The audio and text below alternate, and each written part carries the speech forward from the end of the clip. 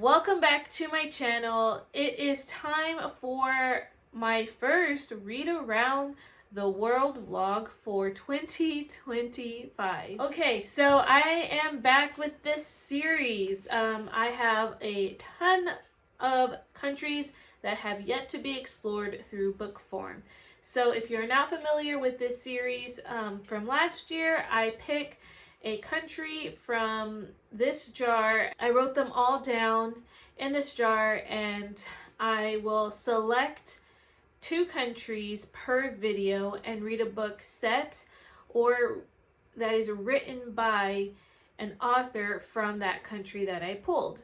Now, there are some caveats to this in that some of these countries, specifically like the Oceania region countries, those books might be a little difficult to find set in a particular place or island, and so I divided them by regions.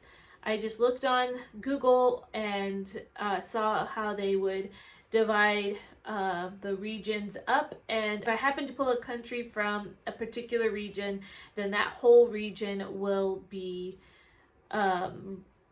then that whole region is basically fair game for me, and it will just be a vlog of that region. I hope that makes sense.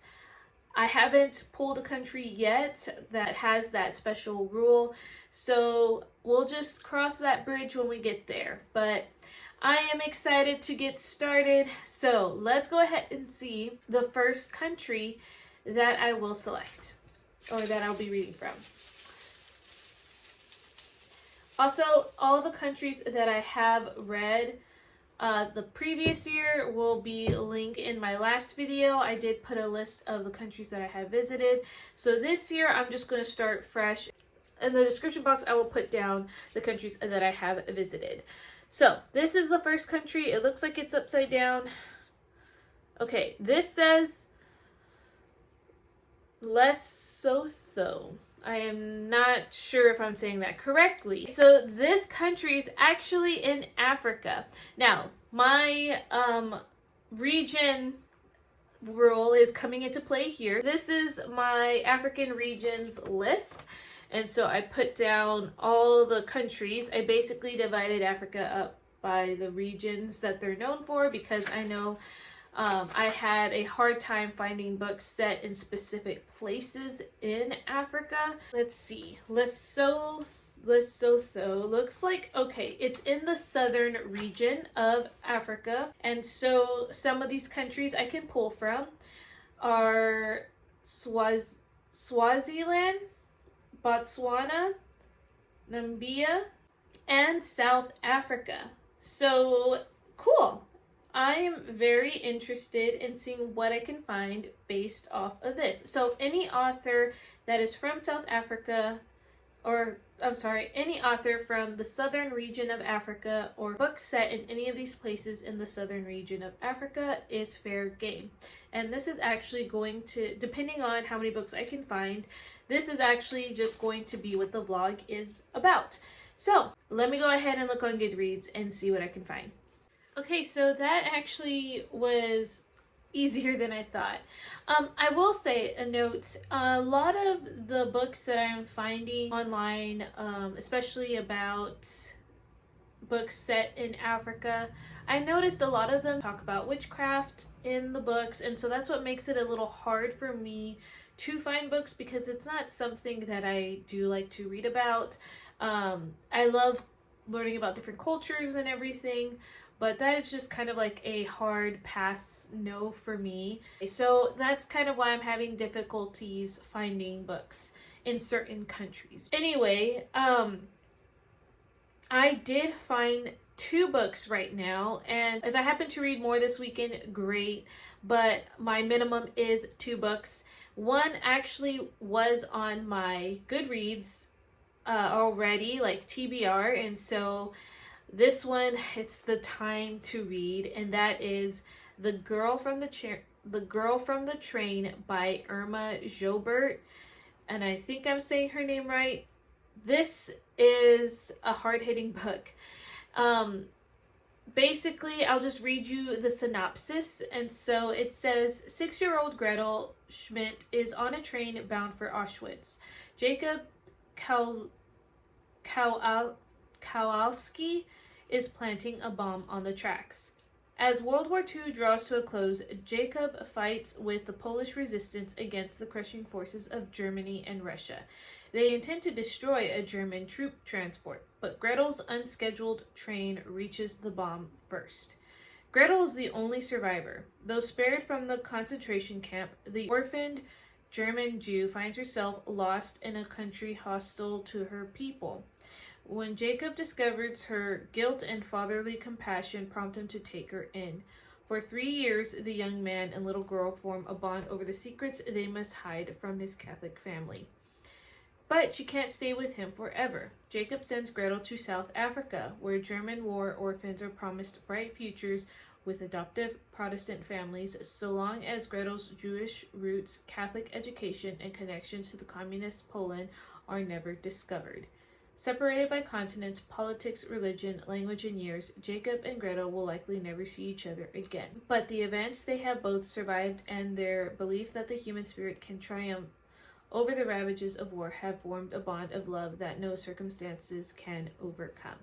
So it sounds really good, and it's not super long. It's about 379 pages, and even though it sounds hard-hitting, it sounds like that hope at the end. And it was part of the setting is in South Africa, so that does count. All right, the next book I have, I've never heard from this author, and I am excited about it. This is a contemporary fiction, which are hit and misses for me, but the summary sounds great.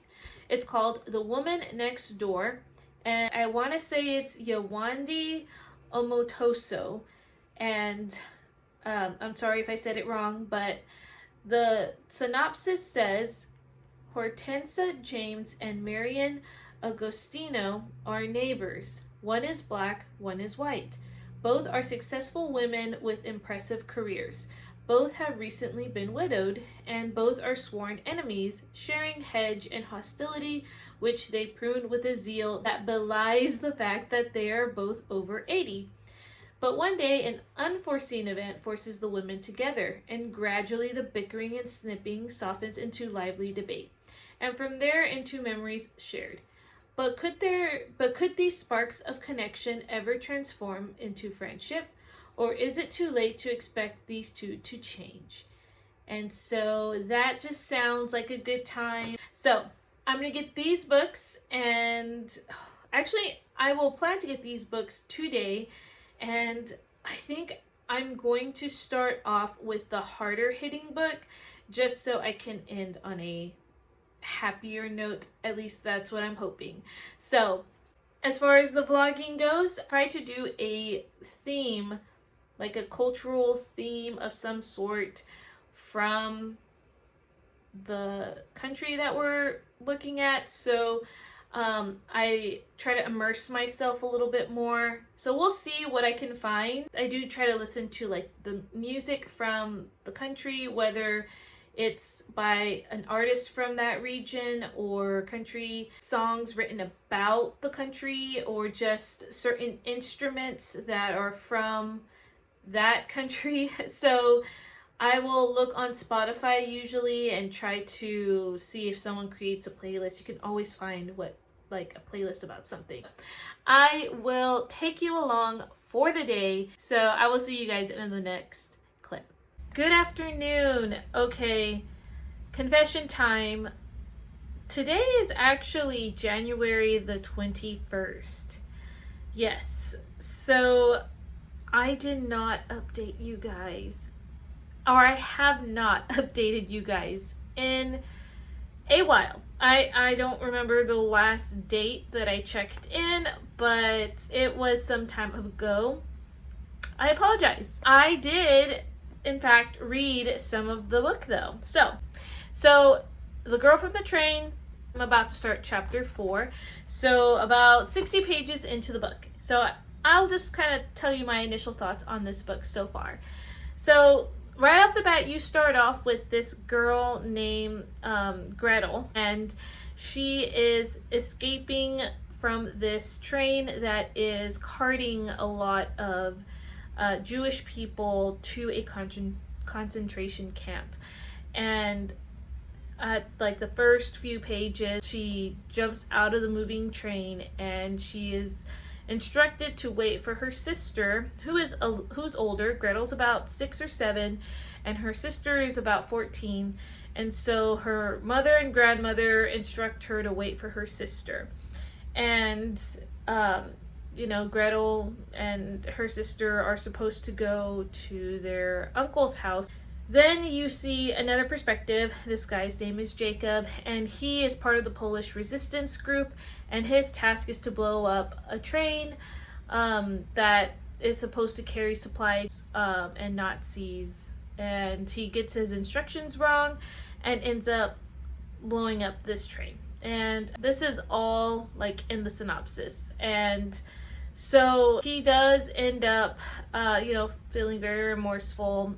Gretel, through some series of events, she does end up being the only survivor. So Jacob and Gretel eventually meet, and it's going to be their story from there. So I'm at the part where Gretel is staying with Jacob right now, and Jacob's off fighting. It's after D-Day, and so he's off doing his resistance work, and Gretel is staying with his family, who are Catholics, and apparently they don't want to have anything to do with Jewish people. I don't really know why. Jacob is asking Gretel to keep her identity secret. So I do like the dynamic between Gretel and Jacob. Gretel's a very hardy, very strong little girl, and Jacob is, I think he's quite young. He's about 21 years old, so he's kind of got some growing up, I guess, in him, but I like their dynamic. I'm enjoying it, and I can't wait to see where this story takes us. So I also wanted to give you guys some fun facts about the Southern Africa region. The national animal of Lesotho, which was the country that I did pick out originally, is the black rhino, which is critically endangered. So I thought that was interesting. There was also a dinosaur named the Lesothosaurus, which was discovered in Lesotho, which means lizard from Lesotho. So I thought that was cool too. So some fun facts about South Africa, which I am reading in both of these books. I believe it's both. They have some of the oldest mountains on planet Earth. And South Africa is the only country where a single street has been home to 2 Nobel Prize winners. The national animal is the springbok. Okay, so those were just some key facts that I wanted to share with you. Now that I've updated you a little bit on this, I am going to do some more reading. This does read a bit fast when I do actually get into it, so I anticipate finishing this pretty soon, and I will try to find some content with some other, like maybe South African dishes that we try, or an event. We'll see. So anyway, I will catch you in the next update.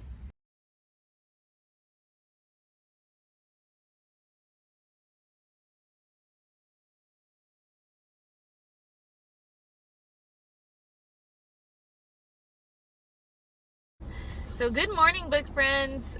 It is January the 22nd. Now, I am in the car because I am about to go inside the library to pick up a book or two, and they're doing story time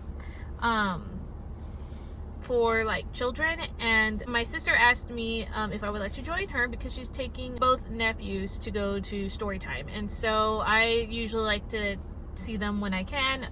She babysits one of my other nephews on Wednesdays, so that's where I'm at right now. I'm just right outside the library, but I wanted to update you real quick before I get in there about this book. the girl from the train. I'm on page 159, so chapter 9, so about halfway into the book, and I'm still enjoying the book.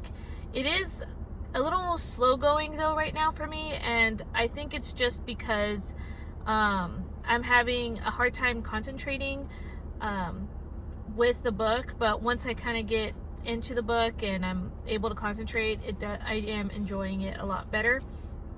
But we are in South Africa now with the little girl, and I'm enjoying reading about her family, though there's something about the family that I can't put my finger on, and I don't know, I'm not convinced yet. But anyway, the little girl is precious, and you just kind of see all the things that she's going through, and you know, she misses Jacob, and I think now the chapter that I'm about to read, we'll see his perspective. But I am enjoying it so far.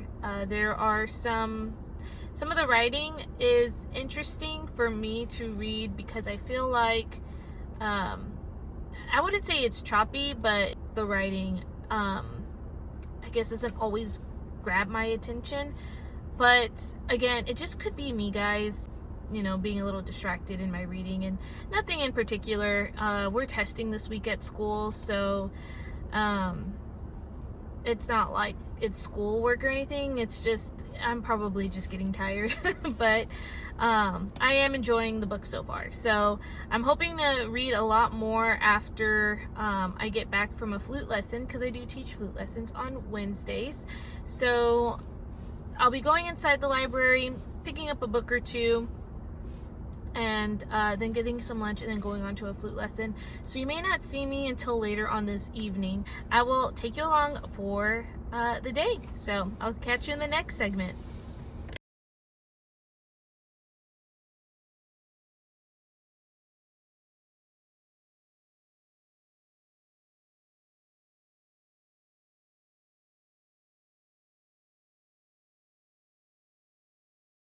Good afternoon. It is Thursday, January the 23rd, and I think it's a little after 3 o'clock right now.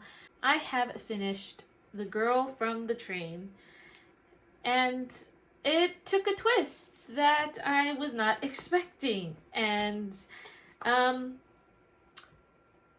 guess I'm still figuring out how I personally feel about the twist, but I didn't see it coming. Maybe it's not really a twist, but I certainly did not see it coming until like the last few chapters. So I read a lot last night and today, but a few thoughts I had were that these chapters were pretty long, so it took a lot longer for me to like get through the book and kind of focus.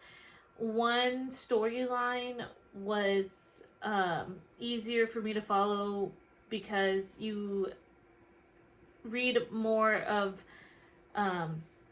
Gretel's time in South Africa, which I found really interesting. I like reading her timeline, and then you read about Jacob's timeline, and he was more with like the Polish resistance and like more talking about like the politics that were happening in Poland.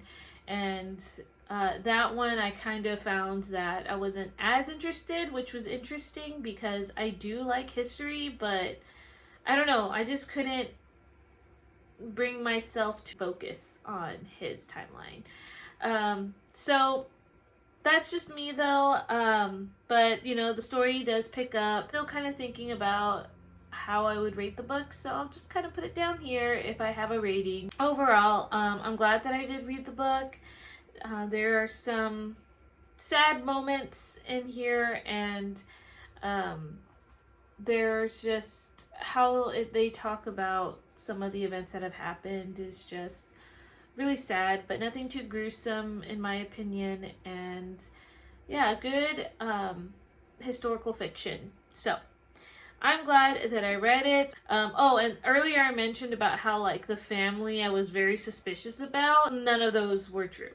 Now, the next book for this vlog, and it's gonna be my last book, so I guess I'm just gonna manage 2 books this time. But this is The Woman Next Door. Yewande Omotoso is the author, and she is from South Africa. Actually, she was born in Barbados, grew up in Nigeria, and moved to South Africa and has been a published author there. So she still lives there, and this would count for this prompt. And I don't know where this one is set.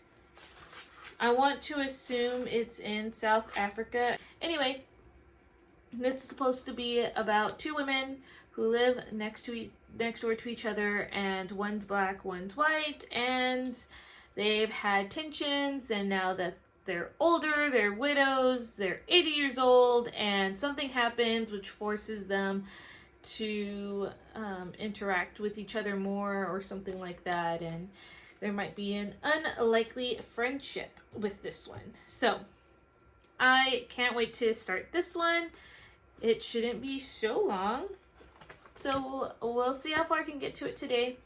As far as today goes, I have a recipe that I found online, and it's like a milk tart, and it says it's a Southern African dish, and so I'm going to hopefully get all the ingredients today, and that way we can make it. It's supposed to be a dessert, so hopefully we can make that tonight, if not tomorrow. So I will talk to you guys in another segment.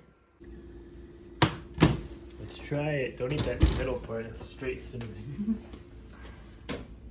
Okay, so this is a milk tart that we decided to make. I saw this recipe online. Hopefully it's good. Yeah. Honestly, I think we might have overcooked it, but we shall see how it tastes. Good morning. It is Friday morning, about 8:30, and I wanted to stop in and tell you a little bit about this book. I'm on chapter 3. Chapter 3. Chapters are a little long. My first thoughts. We start off reading about Hortensa, and Hortensa is chapter 1, and she is this black woman. She is married to a white man, and that kind of plays a part in the story because she is living in this town where it is unusual for people who own a house to be black. So she's in this neighborhood, and her neighbor, which you find out is Marion, is head of this community committee. Like, they look out for the community and whatnot.